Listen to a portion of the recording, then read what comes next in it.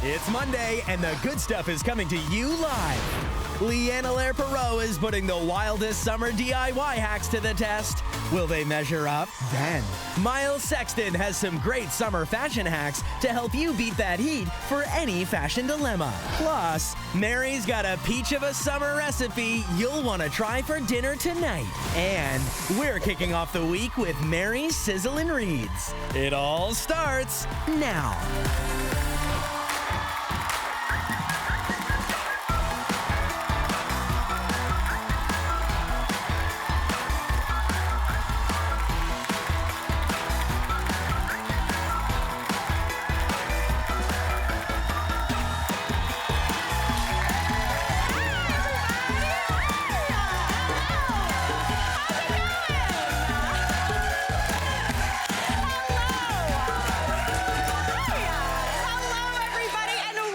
To the show. Listen, one of my all-time favorite flavor combinations is what we're going to be celebrating today. It's a little bit sweet, a little bit savory, and that is the combination of maple, peaches, and pecans. How do we feel about this? I know. There's something about it. I love a pecan, I love a peach, I love a maple. They all go together so, so beautifully. So today, to celebrate that beautiful combo that's so, so summery to me, and the dawning, really, of peach season here in Ontario, I wanted to show you how to make my maple prosciutto salmon with a peach and pecan salad. Very excited. Okay. Also, I'm not gonna lie, up until this very moment, I forgot we are live. Hello, everybody at home. How's it going? All right, so I'm gonna get to work on this beautiful recipe. This is super simple to put together, but it's fancy enough that if like someone popped by, they're gonna be like, oh my gosh, is the queen coming? What's going on? It's delicious. So I have got 2 salmon fillets here. This recipe makes enough for 4. So the first thing I wanna do is give those a little bit of season with some salt and a little bit of pepper. So we're keeping things pretty kind of basic here on the actual salmon, but then we're gonna start amping this up. So I've got about 2-ish, 3-ish tablespoons of maple syrup here. So what I wanna do is grab a pastry brush. Maple and salmon, honestly, match made in heaven. Super, super tasty. It brings a little bit of sweetness, but maple syrup has this like, kind of like dark sweetness to it, you know? It's a little bit molassesy. It's got more flavor, obviously, than just like sugar or brown sugar. If you wanted to as well, you could mix a little bit of Dijon mustard into here. That would be nice. But we're gonna keep it just with the maple today. So I've got that nice and brushed. And then what I'm gonna do is I'm gonna wrap this salmon up. Now, I like doing like a protein wrapped in another protein. It feels like a present. It's always a good thing. So I have got some prosciutto here. Now, if you wanted, you could also do this with thin sliced pancetta for a bit more crisp. This gives a really, really nice coating to the outside. So just grab 2 slices per piece of that salmon, and you just wanna layer those up. What I'm gonna do is I'm just gonna kind of wrap that around, trying not to get my hands dirty. Let's see if we can do it. Oh my gosh, Mary Berg. I am impressed right now. Every once in a while I impress myself and I'm like, oh my gosh, pat myself on the back. All right, now I've got the other 2 slices here. I'll wrap that other piece up. If you wanted to, you could also like lay these all out and do like a whole side of salmon. That would be absolutely beautiful. And just lay that prosciutto on top. Now I've got salmon without the skin on. That's one thing you wanna make sure. Because if you had the skin on, that skin's not gonna get crispy. It's not gonna be delicious. But this prosciutto's gonna give you a little bit of that kind of skin situation on the outside, that crispiness. Oh my gosh, I'm flying too close to the sun. Clearly I was like, I'm gonna be able to do that again. Anyway, so we've got that salmon all coated, looking beautiful. This is gonna hold in some of that moisture. And I've got a pan here over about medium-high heat. So I'm gonna add in just a little bit of oil just to get things going. And I wanna add in that salmon seam side down. That's gonna crisp that up and allow it to start getting absolutely beautiful. Now, by adding it seam side down, that's gonna make it so that seam actually stays in place. It almost knits it together, which is beautiful. Now, while that sears for about a minute or 2 on each side, what you're gonna do is you're gonna grab the rest of that beautiful maple syrup that we didn't use to brush. But since I dipped this brush back in, obviously you don't wanna eat this, you need to cook it down. So once I've seared that on both sides and flipped it over, this is what you're gonna do. You're gonna pour that beautiful maple right over top. That's gonna caramelize and cook down. You can already see it starting. It's gonna be absolutely beautiful. Now, what you wanna do is finish this up. So it takes about 2 minutes per side on the stove, and then you wanna finish that in an oven, 425 degrees Fahrenheit, and you wanna pop that in for just about, I'd say, 5 to 7 minutes, just until that salmon is cooked through and looking absolutely beautiful. So while that salmon does its thing, I'm gonna get to work on some of the garnishes for my salad. So I've got a pan here over medium heat. Now into there, we're live. I wanna make sure that I am using a non-stick skillet, because what I'm gonna do is I'm gonna candy some pecans. So I'm grabbing my good friend maple syrup. We're bringing these two together and I'm feeling good about it. So I'm gonna add in about 3 tablespoons of that maple syrup. And immediately it starts to simmer up and start to cook down. Pop in about a cup of pecans. And then what you wanna do is you wanna give this a stir, and you wanna keep stirring it for about, I'd say 4 to 5 minutes. That's gonna toast those nuts, and as that syrup cooks down, it's gonna start to crystallize, which is gonna give you a nice candied, beautiful pecan. Absolutely delicious. My mom used to do this with just plain white sugar. She'd put sugar in a pan, cook it down until it got caramelized, then add those nuts in, and it gave you like a brittle that for some reason she would put brittle on a salad. It was delicious. I'm not questioning it. That's kind of what we're doing here. All right, so once that cooks down and it's nice and kind of crystallized, transfer them onto a parchment-lined pan, and then give them a scatter with a little bit of flaky sea salt. That, to me, is an absolute dream. All right, those are looking beautiful. Feeling good about that. So now we're gonna get to work while that salmon continues roasting on that beautiful salad. Super simple, really, really tasty. So into there, we need our good friend, maple syrup. She's making an appearance in everything today, and I'm not mad about it. So about a tablespoon of that's gonna go in just to sweeten things up and bring all the flavors together. Then into there, I'm going in with a tablespoon of Dijon mustard. Now the Dijon mustard here is gonna do a couple things. It's obviously gonna bring a little bit of flavor, a little bit of punchiness, but it's also gonna help emulsify this dressing together. I've always really liked a super mustardy dressing, so this tablespoon is a heavy tablespoon, but do whatever you want. If you like it a little bit less mustardy, obviously feel free to pull back. Now into there, I'm going in with about 2 tablespoons of vinegar. I'm using apple cider vinegar, but sherry vinegar, white wine vinegar, even white vinegar would be good here. Feel free to use whatever you got hanging around. So about 2 tablespoons of that. Then I'm gonna go into there with some garlic. I've got a clove of garlic that I've minced up, and I always like to put my garlic kind of into the vinegary area. That's gonna help it kind of almost pickle and pull back on that spicy, punchy garlic flavor. So give it a little bit of a whisk just to kind of come together. Pickle that garlic just a bit, and then just whisk everything together. Now this is where that beautiful mustard is gonna come in handy, because right now, there's a lot of liquid in here. And if you know one thing, oil, liquid, not friends. They don't like each other. They don't wanna be friends. They're like, remember like old high school dances and like some people will be over here, some people over here? And then there's that one person in the middle who's like, let's bring it together. That's what the mustard's doing. It's the glue trying to bring everyone together. So I'm gonna just whisk in maybe about 4 tablespoons of that beautiful oil, and it starts to emulsify it, starts to bring everything together and make it so it doesn't split. So I like a punchy one, so I'm gonna stick with probably about 3 tablespoons of that beautiful oil, just to keep my dressing nice and punchy. Season that up with some salt, a little bit of pepper as well, or a lot of pepper, not gonna lie. This is where, if I was at home, I'd be doing this for about a minute. I'll stop now though. I like a good peppery dressing. All right, give that a good whisk together. And then this is the point where you can use whatever lettuce you've got hanging around. My lettuce right now has gone bananas in my garden. So I'm trying to eat that up. But if you want, arugula would be beautiful. Spring greens would be lovely. I'm gonna pop those on in. I'm just gonna go grab a pair of tongs to get that nice and together. Now, I hear some of you saying, Mary, we've got the pecans, we got the maple, where them peaches? Where are those peaches? So I'm gonna give that a little bit of a toss, and now we're gonna chat peaches real quick. So I have got some peaches right here looking absolutely beautiful. We are almost into perfect peach season here in Ontario. I'm very, very excited about it. But what you wanna do is you wanna make sure your peach, what type of peach your peach is. So there's 2 types. There's clingstone and there's freestone. So the way you check is follow this little line down that peach just with a paring knife. So grab that, kind of run your knife around, almost like you would an avocado. And if it is a freestone, fingers crossed, it will come off of that pit. If it is not, you're never getting it off that pit. It's almost like a mango. So let's see, give it a bit of a twist. Oh, nice. Nice. So that is a freestone peach. If you can only find a clingstone, which are just as delicious, basically what you would do is actually kind of cut the cheek of the peach off, almost like this. Then you get to snack on this lovely little bit, but that pit is really never coming out of there.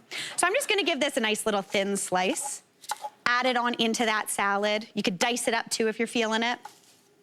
That's gonna go right on in with that beautiful dressing. Super tasty, super fresh. Oh, I'm putting a lot of peach in here. I'm feeling thrilled about this. I'm having a great old time today. This is gonna be a delicious breakfast, I'm not gonna lie. All right, add those peaches in. I personally love peaches and blue cheese together, so we're gonna scatter that beautiful blue cheese in. Give that a nice mix. And then obviously, we cannot forget about these amazing maple candied pecans. Right on top, looking beautiful. All right, to me, this is looking stunning. I'm gonna pop some onto a plate just to get it going. And then we cannot forget about that lovely salmon we've got going in the fridge. Let's go, or not the fridge, the oven, the opposite fridge. Okay. All right. This has been cooking up. That beautiful prosciutto is crispy and golden. Looking absolutely amazing.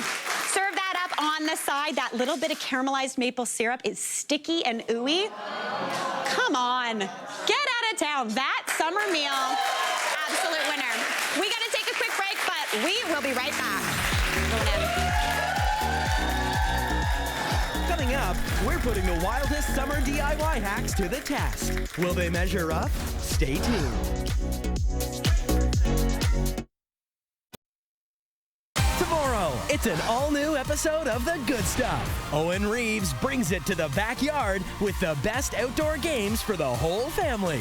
Then, Alexis Hans is stretching her style muscles, showing you how to wear one piece 3 ways. That's tomorrow on The Good Stuff.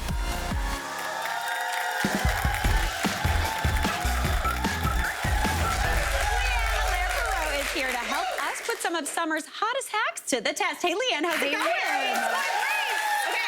I'm feeling good. It's summertime. Yes. The internet is full of all those hacks. Are they good? Are they not? Leanne's here to tell us. Well, I'm going to give them a try. Okay. All of the ones that have been so popular and you kind of don't know if they're clickbait or if they actually work. Yes. I want to start with one that has been filling my feed and it's right out front here. Okay. So you're going for a day at the beach. The beach is full of sand. Oh, yeah. And I don't like sand. I do not like sand. Like the beach, but not the sand. Exactly, We're the same 100%. that way. So this is the hack where you take a fitted bed sheet and you're gonna have your gear that you already are taking with you anyways, your coolers, all your beach bags and buckets. You put them into the 4 corners and you create now the sand-free zone. Oh, we love this. Okay. Right? Yeah.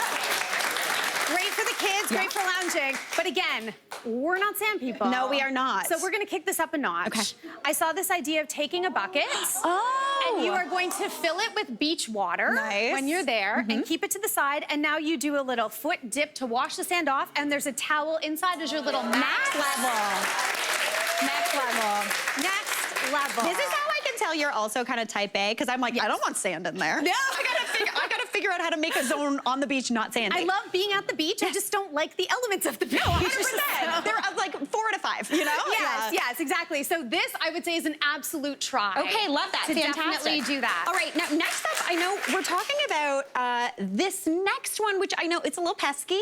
We're talking about DIY bug repellent. Okay, I was very skeptical. Me too. I have to be honest. Yeah. I've seen a lot of people post and say, just like rub lemon all over your skin. I'm like, we're not gonna do that. No. But I wanted to try some ones that I thought maybe would work, and they did. Okay. So I'm gonna share the ones that I had great success with. The first is using essential oils. And really, like when you think about a citronella candle, for example, it's citronella oil that they're putting into the candle. So you can purchase all of the essential oils, and you can make your own bug spray for your body, which is what I'm gonna show you now. So I've just taken some distilled water to put in the bottom of the bottle here, use some lemon eucalyptus oil, and about 20, I would say like you can be pretty liberal with this and putting this in here. So that will help repel mosquitoes. Think of it as like a Wi-Fi jammer. Oh, I like that this. They can't pick up your CO2 and your sweat scent. Yeah. And they get kind of confused. Okay, cool, I like that. You can also add some peppermint oil, which mosquitoes don't like, but you know what else doesn't like peppermint oil? You know this. Spiders. Spiders? Spiders. Hate it. Yes. love it. Yes, but yeah. they hate it. So now all of a sudden, once we add our little spray top here, this now you can spray on your body and it's totally safe, but you can also spray around your doors and windows. This is what I do. Keep the spiders away. Yes. You know your back door is always like spider house. Right? So do Spider this and it's good to haven. go. Do this. Okay. The other thing I want you to give a try is using your leftover coffee grinds. Okay. So they come out of your coffee machine pretty damp, obviously. You're gonna put them out on a tray and let them dry. You know who hates coffee? I love coffee. Mosquitoes hate coffee. Do they? It is. It's a toxin to mosquitoes and kind of messes with their neurotransmitters and makes them all confused that they don't want to hang out with you while you're having your coffee. Okay, cool. I like that. You can sprinkle this in the garden. It's great to get rid of snugs and snails. Snugs and snails. But here's what I saw online that I was skeptical about, but tried. Put your dried coffee grinds into a fire-safe jar. Light it. Get a little fire, not fire, but more smoke. Think of this as like incense, and you can see it smokes. Yeah. This you may have to light a few times, but that roasted coffee smell will repel all of your mosquitoes. Oh, I love that. And when you're done, just close the jar. And you're good to go. And you're good to go. I love that And one. it works. See, okay. It works. Fantastic. So we've got no sand, no bugs. You got it. We're feeling it. But what if we want something? Well, maybe we're looking for like a beverage in the summer. A little sippy sip? Yeah. Well, a big hack, a big trend that I've seen is turning a watermelon into your drink dispenser. Okay. Super cute. Yeah. But I have to tell you, I watched one tutorial that did go viral, and the guy had gone to the hardware store and bought a spigot. Yeah. And spigots are not cheap, because I have discovered that. Okay, yeah. And then used a hot glue gun around it, and I was just like, it's too much. Too much. It's too much. Yeah. But you know what's not too much? What? Going to the store and just buying yourself a bag of wine.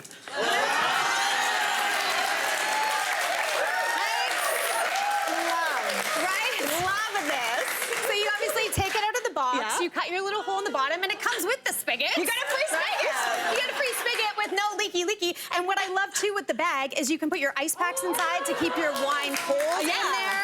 Pop a lid on. Pop the lid on. This is a genius. But I have to tell you, the one thing I did realize is once I went to pour a drink, I was like, okay, how's this gonna happen? You'd have to push it right up to the edge of your counter. But you know I love a bundt pan. She loves a bun. And with this holds the bundt pan perfectly. Sick. So now we can do a little yeah. Leanne? Cute, right? Genius. So Genius cute. human person. So cute. It works. I tried it and it works. Okay, so now we have our beverage all Yes. good to go. I'm feeling a little peckish. You need a little something, little snack. Yeah. Some nutrients, maybe some protein, maybe a summer hot dog. A little diggity dog. But you know what I hate when I'm cooking hot dogs is that you have to like babysit them. Yeah. And you're rolling them, and then sometimes they fly off the grill or through the grill. Yeah. I saw this hack and I was like, is it genius? I think it just might be. We're putting skewers through our hot dogs. It's like a hot dog ladder. It's a ladder of wiener goodness.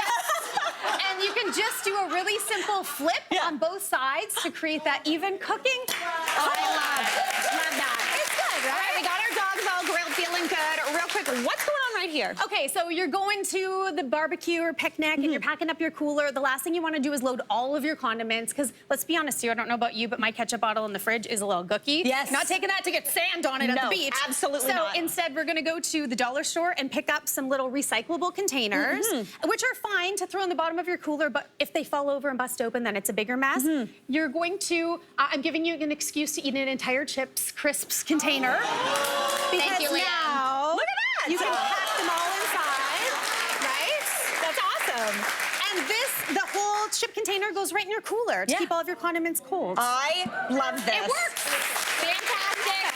Leanne Perot, you are keeping summer fresh. Just a couple of hacks, you and me. We're doing it. We're going to take a break. We'll be right back. Up next, we've got summer fashion hacks to help you beat that heat. Stay tuned.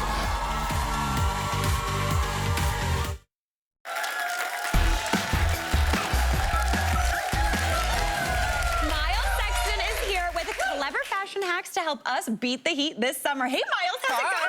Oh my gosh, always a pleasure. You look fantastic as per usual. Sure. Loving it. Now, I'm really excited because you're going to help us beat the heat, because I don't love the heat. Very fair. Right? I get it. And it is steamy out there. It is steamy, for sure. Okay, so your first hack, we're gonna get right on into it. It's gonna save our little tuchuses anytime we're trying to sit down. Is anyone scared to wear all white? Yes. Oh, terrified. Yes. Okay, this is a game changer. Okay. So this is called seat square. Okay. So I'm gonna get you, Mary, if you can hold this part for me. So imagine this attached to your purse, and then you're like, oh, I'm at a park bench, but I don't know what's on that bench. You're gonna open up your seat square, which is this chic little, literally, seat square that you put down and get to be all bougie and get to sit on top of, or if you're on the streetcar or doing whatever you want, it just protects your pants. So not only just your white pants, but any pants that you're wearing, This is or giving skirts, or like dresses. like Elizabethan era, where you put the thing down to walk over a puddle. Exactly. I love this. It is amazing. And just so convenient to fit in your purse, right? Super convenient. I don't know if you're wearing like a shorter short or a shorter skirt that's sticking. Sitting's fine. Getting up really hard, not with this. Agreed. I love that. Amazing. Okay, so we've got our tuchuses covered. What about maybe we'll put it like this for someone who's maybe a little glowy in the underpit region. Yeah, my underpits like to accessorize themselves when I'm especially wearing my t-shirts, and I'm like, no. So I'm like, and then you like walk you said, around. T-Rex arms. Yes. Yeah, because we're not like, I'm fine. Exactly, exactly.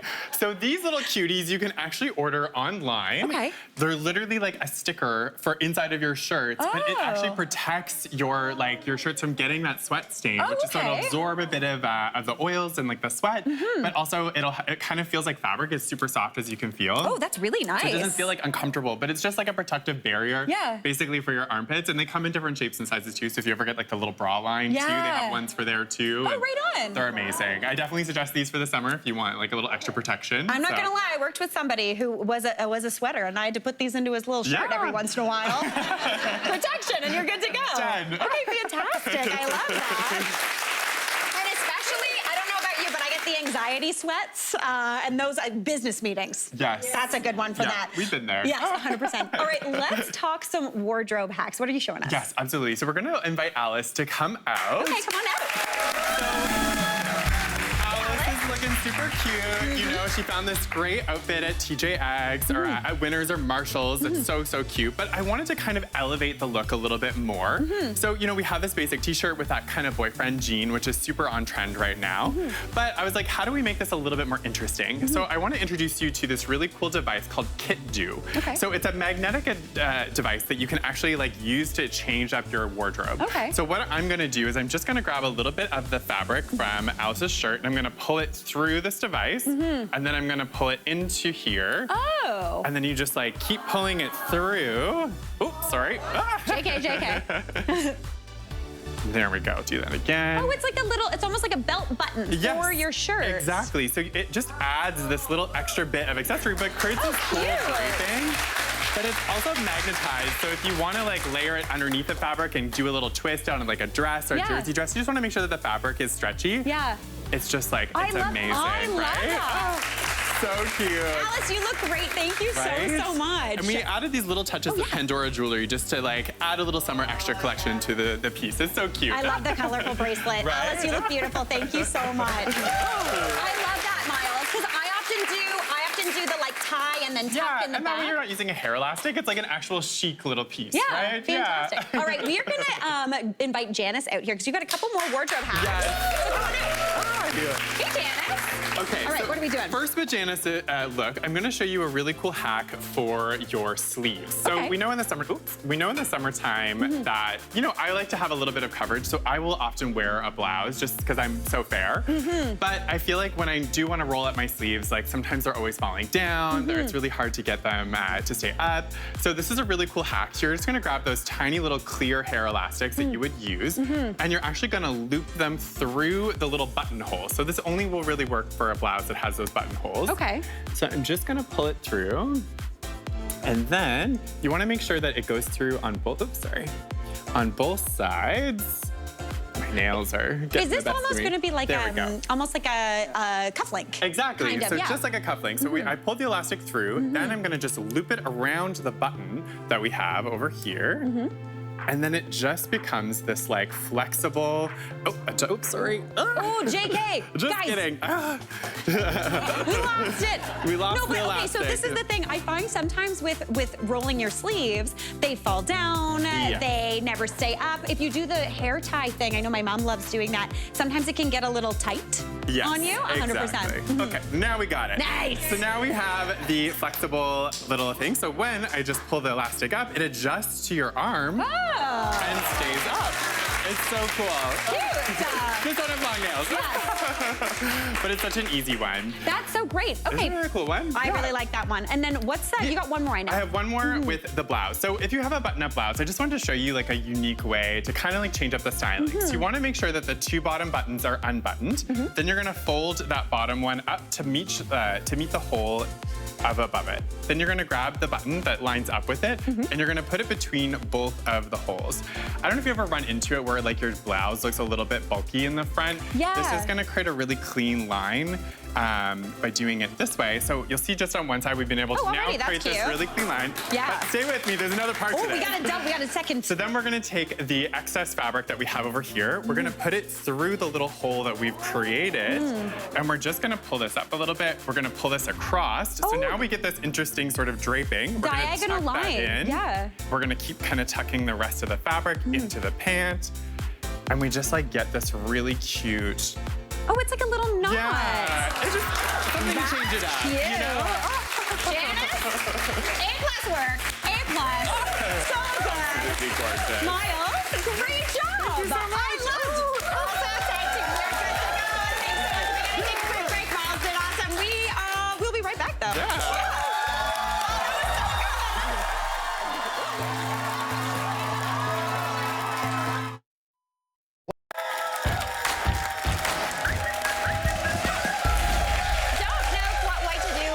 Summer barbecue leftovers? Well, my next guest has got you covered. Everyone, please welcome Chef Emer De La Rosa, Brazil. Okay, personally, very excited right now. Yes. Because before we jump in, Emer and I, we actually go way back. Just a few years. Like 10 years. Look at these little baby spring chickens. So this was actually, you had just moved to Canada from Ireland. I did.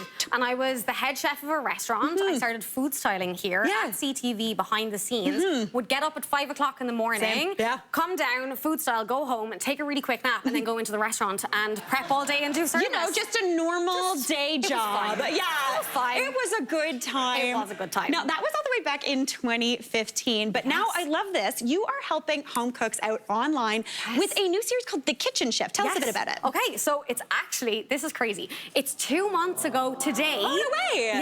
Yes. Well, happy birthday. Oh, thank you so much. So 2 months ago today, I posted my first YouTube video called The Kitchen Shift, which is my shift from a professional kitchen into my home kitchen. Oh, okay. And what I'm trying to do is just show people how much easier and cheaper it is to make things at home and how to use up all of their leftovers. Totally. Right? So honestly, the most efficient, inexpensive way to cook is using up what you have. 100%. Like we plan our dinners every week, but we always leave 2 days free because we're gonna have leftovers, and it's just fun to do something different and new and just kind of do it on the fly. Yeah. And it honestly, it took me until I had my son to realize I have to start like using my own kitchen like a professional one. So I started to make everything from scratch. You know, all the additives and preservatives and into prepackaged foods, and the price of prepackaged foods these days, it's actually insane. It's bananas. So over the last year, I have halved my grocery list, my finances in half. That's amazing. My spending, and it's been amazing. That's so fantastic. And now you're sharing it with the world. I do. That's Emer for you, everybody. All right, let's get cooking. So today, I'm very excited because you're going to show us what to do with leftovers from the grill. Yes. Okay. So these are all the things that I would have grown up having on the barbecue. But first, I'm going to show you this great little garlic trick. Okay. Now, who doesn't love garlic? We love especially garlic. roast garlic. Oh, yes. So good. Take a garlic bulb and you're just going to cut off the top of it, just exposing the cloves. Okay. And all we're going to do is just put a little bit of salt on top. Okay, that's a chef amount. That was a chef little bit, which I love. Yeah. We're not stingy here with the seasoning. And then just a little bit of olive oil on top of that. And you're going to wrap that up really tight. Now, pop this on the barbecue. If you have a coal barbecue, don't put it directly over the coals. You just kind of want to put it to the side just so it doesn't burn, but it just kind of sizzles away. Or if you have one of those top racks. Yes. We got it. Exactly. Yeah. Gas or coal, we have you sorted. Okay, perfect. So leave that go 30 minutes, 45 minutes, and then you're left with some golden brown Lovely little garlic here. Look at that. And you do it while that barbecue's already on. Yeah. I love that. Yes. Okay, so we've got our roasted garlic. What are we starting off? What are we making with this first? So we are gonna do a frittata. Beautiful. So really, really easy. Taking our skewered veggies, my favorite when I was growing up. So I just have a mixer of zucchini or courgette, where it depends on if you're in Ireland or you're in Canada. And you're just gonna roughly chop some veg. Okay. Okay, and great, we have a really sharp knife here. Yeah, we do. Thank you, Emer. Yeah. So I've got some eggs here. What should I put into these eggs? So we're gonna pop in some of our roasted veg here. A little bit of salt, of course. Don't be stingy. Tiny bit of paprika there as well. Love that. And a little bit of dried oregano. The greatest thing about frittata is you can add anything you want. Totally. And you know, a bit of that blue cheese. Maybe have some blue cheese left over from your salad. 100%. Yes, put that in there. Now, this is a great thing to do as well. If you say if your friend's coming over and you need to pre-make something, frittata's great. Okay. So you're just gonna pop it into a lined pan. Okay. Put it into the oven around 350 degrees for around 20 minutes. Yeah. You're just gonna wait until the outside is brown, and then if you like wiggle it, it should be like just a little bit firm. Firm on the edge, and then a little of this in the middle? Just a little bit. Just a little. I just want a little bit. I just want it to, like, you know, sit well. Yeah. And just serve a bit of spuds, a little bit of salad on the side. Stunning. Absolutely beautiful. Okay. All right, next up, we are going, okay, so I feel like this is a leftover not a lot of people have, but if we do have steak leftovers, what are we making? Okay, so the kitchen shift. We're all about making things from scratch. Yeah. So mayonnaise. The price of mayonnaise is actually insane. It's bonkers. And I think it has like an insane like 29 ingredients or something like that. Yeah. So I'm gonna show you how to make mayonnaise. Okay. So in here I have 1 egg yolk to start, a little bit of Dijon mustard. Now if you have whole grain mustard, oh what's this? If you have whole grain mustard, you can use that as well. And then of course, we gotta get that salt in there. we're gonna go a little bit of salt in there as well. Now, Mary, if you wouldn't mind doing me the honors, girl. I'm drizzling? And you're drizzling. Okay, cool, let's do it. And we're just gonna whisk this and start to incorporate our oil. Now, what we're doing here is we're emulsifying the oil into the egg yolk. Now, if you don't have a lovely assistant like yourself, Mary. Thank you very much, Emer. Yeah. You can add a little bit of oil, stop for a second, give it a good whisk, and just keep going. Okay. But look at how thick this is already getting. And it does actually get quite thick. So a nice little trick, if it does get really thick, is just a little bit of water. Yeah, it's true. Water is the key. And then we're just gonna finish this off. Now, I love garlic. I do too. Clearly. I do too. A little bit of garlic mayo. Oh, you can't go wrong. Are we just, look at this. Look at that. Mayonnaise. Basically, we're done. And then wait, and then I'm gonna do one of these? Yes, please. You gotta do one of these. This is the best thing. You do that. And then a little bit of lemon juice to finish. Oh yeah. Okay. That's the ticket. Okay. So we keep on. We've got some right here. What do we got? Yes, we do. Oh, we got to taste. We're going to taste. Okay, We'll cool. a little bit of I like it. Okay, let's do it. A little bit of. Okay. Come on, my Emer. God. Come on. Yes.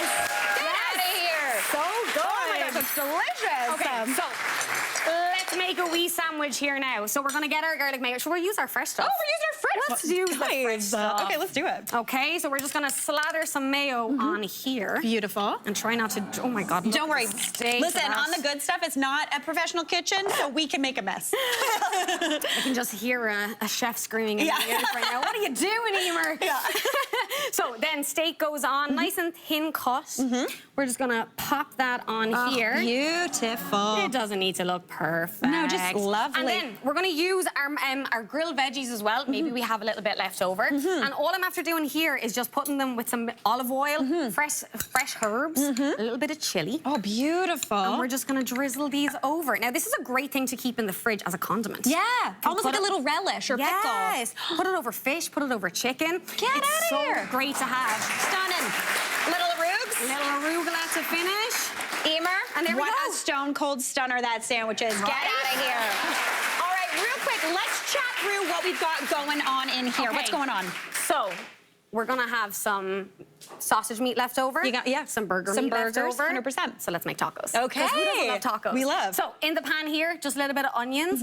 Cook them out low and slow. Season from the start. That's the key. Yeah. Because that's how everything tastes so good in restaurants. Totally. They season from the get-go. Yeah. Crumble up our sausage and our burger meat. We're gonna pop that in, and then we're gonna sprinkle over our taco seasoning. Okay. Now, guess what? What? You don't have to spend $1 on taco seasoning. Oh. You can make it at home. Yeah, you can. And we'll have the recipe online. Nice. Yes. Yes, we will. Love it. Yes, yeah. So, if your meat is just a little bit dry, you can add a little bit of water. That's going to deglaze the pan Give as you well. almost a sauciness. Yes, Yes. exactly. Okay, beautiful. And then some leftover corn as well. Make some corn salsa, of course. Beautiful. So this is only 4 ingredients because we don't count salt. No, we don't. We do not count salt as an ingredient because it's It's a non-negotiable. It's a non-negotiable. Non-negotiable. Yeah. So we have corn, we have red onion, cilantro, and then just a squeeze of lime in there as well. Give it a mix. And there you have it. There you go. What an absolute delight, Right? Emer. You are an absolute dream. We're going to keep building tacos. We got to take a quick break. But Emer, thank you so much. Thank you so Don't forget to much. check out the Kitchen Chef. We're going to take a break. We'll be right back. That was so good.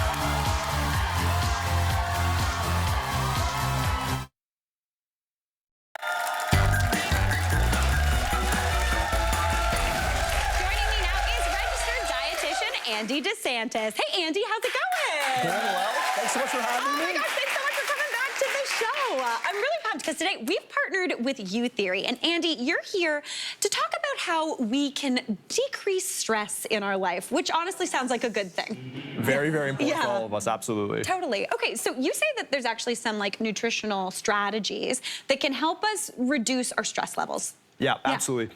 So there's a lot of interest in around how the gut microbiome and our gut bacteria can influence our mood and our stress levels. And today we're going to talk about foods that have a positive influence on our gut bacteria. Okay, I like that. It's like there's a little party going on and we're just trying to keep it going. There's trillions of people at the party. Yeah, trillions of people at the party. All right, let's start off here. What are we talking about? So we have some what are called prebiotic foods, which is just a fancy way to say they feed our healthy gut bacteria. And they do it in different ways. And we have asparagus, which is high in polyphenols. We have bananas, which have resistant starch. And we have apples, garlic, leeks.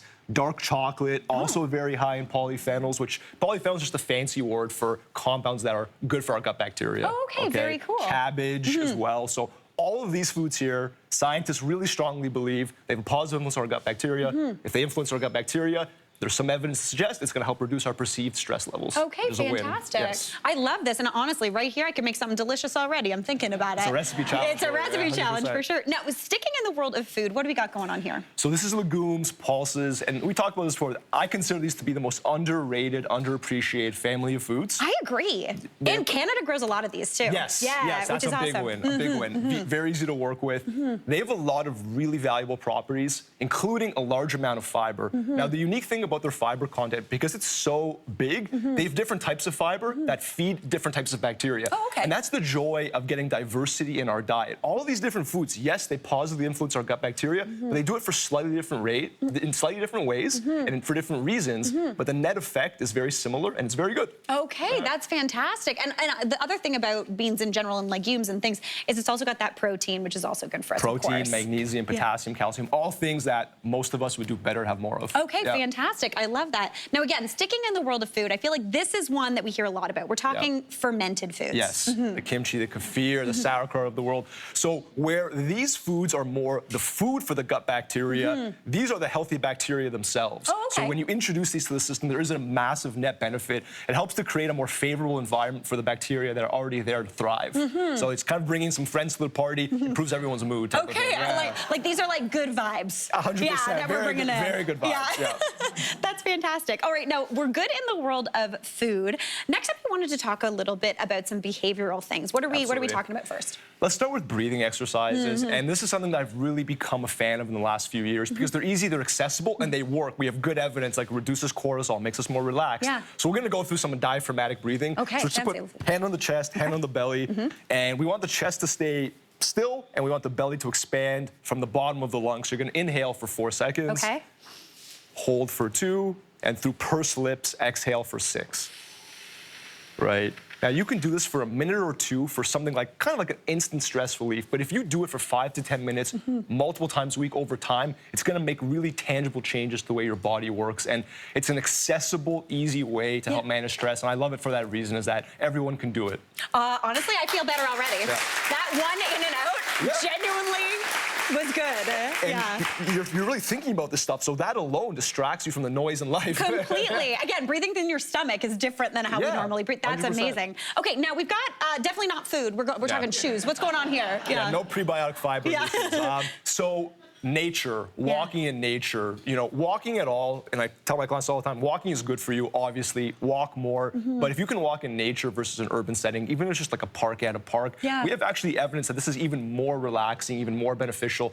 It affects the way our brain works, it helps to reduce stress levels, cortisol levels, all that fun stuff, and there's just something about being in nature and the human brain and the human body that just go together. That's right? fantastic. So, I love that, and always good for a walk in the park. Yes. All right, next up, you also wanted to talk a little bit about how supplements can really help as well. Yes, absolutely. So what we have in front of us here is ashwagandha by Youtheory. So ashwagandha is a really unique supplement that's actually backed by a lot of clinical evidence, okay? And so Youtheory's product has the right type of ashwagandha in the right dosage that really is in line with the science. And what ashwagandha does is it reduces our perceived stress levels. So if you have someone take, you know, a survey about how stressed they are, and you have them take ashwagandha for a few weeks, they do that survey again, their stress levels in terms of like how they're going to perceive them, how they're going to think about them, are probably going to go down. Okay, cool. Right? And there's actually even more studies on ashwagandha. This really speaks to how beneficial it is to reduce stress. So some of the other benefits we see with products like this are a reduction in, like, you know, an improvement in sleep quality,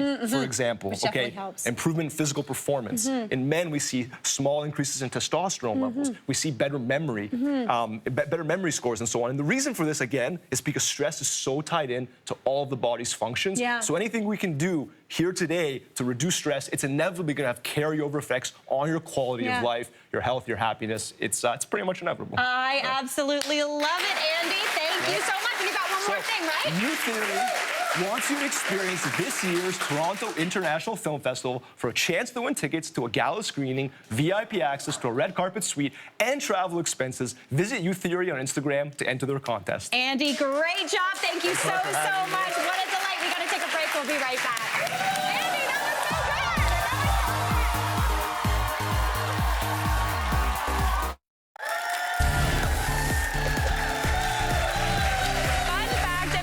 absolutely love reading. I'm mainly a fiction gal, and I love pretty much every genre in that realm. So we thought it might be fun for me to share a few of my fave books with you as a kind of good stuff summer book club. How does that sound? I'm feeling good about it. So all week long, I'm going to be sharing some great reads that you might want to add to your reading list. So to kick things off, I got a double header for you. We're talking Powerless and Reckless by Lauren Roberts. Listen, I love these books. Now, these are the first two books in a series of 3, plus one little novella, kind of a classic in the genre.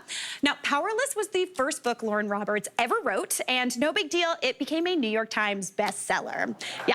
Now, this series takes place in a fictional kingdom where the elite have powers and the ordinaries do not. Hence the name Powerless. Makes sense. Now, lots of stuff happens that leads to our main character, Pecan, a powerless girl who has hid that fact from society for her whole entire life, ends up saving one of the kingdom's princes. Now, because of that, she's entered into a competition against people who actually have powers and haven't been faking it. So, you know, not great luck for her. It's going to be a little bit tricky, but there's battles, lots of tension, and a little bit of romance. Think kind of Hunger Games mixed with a little bit of a light soap opera. Yeah. Now, for each book in my Sizzling Summer Reads, I'm going to give an unconventional ranking to help you kind of understand the vibe.